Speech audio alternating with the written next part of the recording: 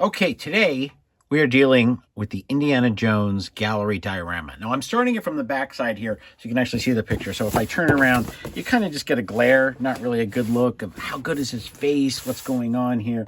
So this is the Bridge Escape PVC diorama from Indiana Jones and the Temple of Doom. Obviously, he's holding a giant sword.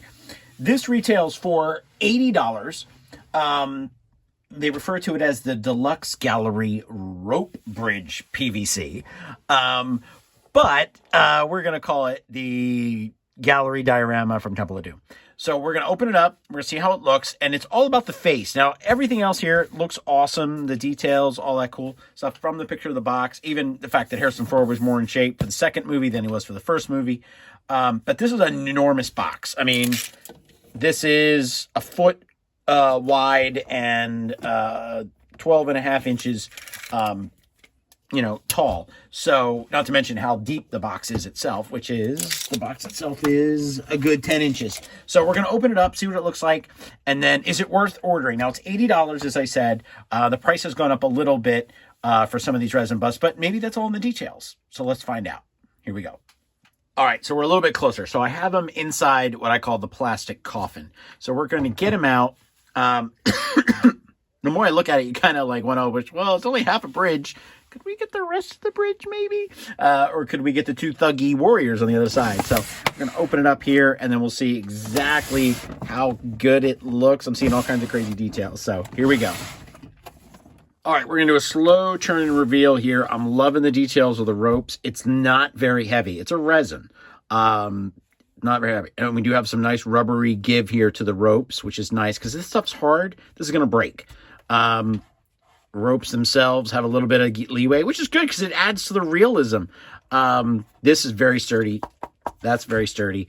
This is a little bit tougher than this.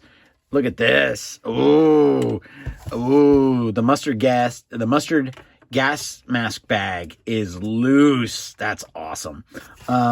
Little surprised that you can see the holster of his gun, because as we know, he didn't have the gun. So that's kind of a mistake right there. They should not have the gun. We lost the gun with Willie, so it's weird that he has a gun in there. That'd be my accuracy. Nope. So the other hard part here that we're going to have to get to is his face. So let's take a look at, wait a minute, do the sword. Oops, sword's got some leeway too, so that's good. Leeway is good. You don't want it to be so hard that if this thing falls or tumbles that it breaks, you want to have like, oh, I'm okay. Indy himself is nice and solid, but you need to have some leeway here for the thuggy sword. The whip's a little tougher actually in the hands and stuff. So let's do a close-up here of his face because that's really what it all comes down to. And even the hat is throwing some shade. Okay, so as you can see, it's all interpretation of Harrison Ford's face. I would say it's almost, I don't want to say bland, I don't want to say generic, but it's very straightforward. And I think this is the biggest problem that we have when we do faces of actors, characters, people that we know as good as our own family and relatives. We have an interpretation of what they look like in our minds. I think this is a decent portrayal. I think the eyes, for some reason, just seemed a little too close together, but I think on a whole, I think it's a solid interpretation of Harrison Ford, especially in that look. Harrison Ford, 1983, released in 84, but this is Harrison Ford in 1983. It's a nice interpretation. It's a solid look. They've got the nose right. It's just something about the eyes, and maybe it's just because they actually captured the moment when he was squinting. I'm not 100% sure, but I do like it. I like it enough that it is going to go on display. It is a nice piece. Especially, I feel like Temple of Doom has really grown over the years. And it was the least favorite of the three. And I think it's really, not because people don't like the fourth and fifth installments. It's just, I think that it's matured very well. It's a very serious, dark movie with a very strong message. And some people interpret him as, oh, he's the white savior hero. But I mean, Short Round is there and he helps, and he's the one that actually saves Indy so that Indy can save everybody else. So there's all different kinds of interpretations about what this story represents now.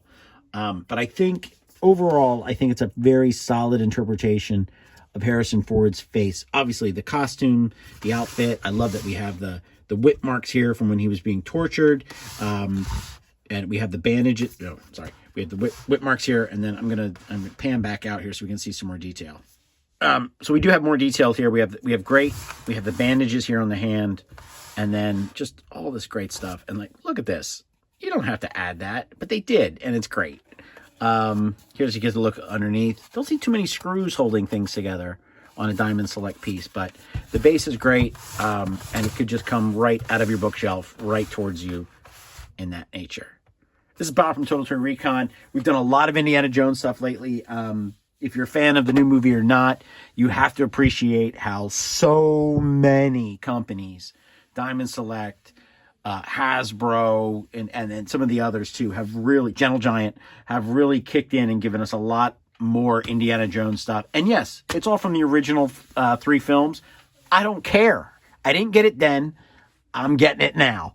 So, and it's awesome that I can appreciate it more as an adult instead of just being a kid. And you're talking to somebody who went and made sure that he got every one of the Kenner Retro Collection figures. Every one of them, I got them. Bob from Total Toy Recon. Have a good day.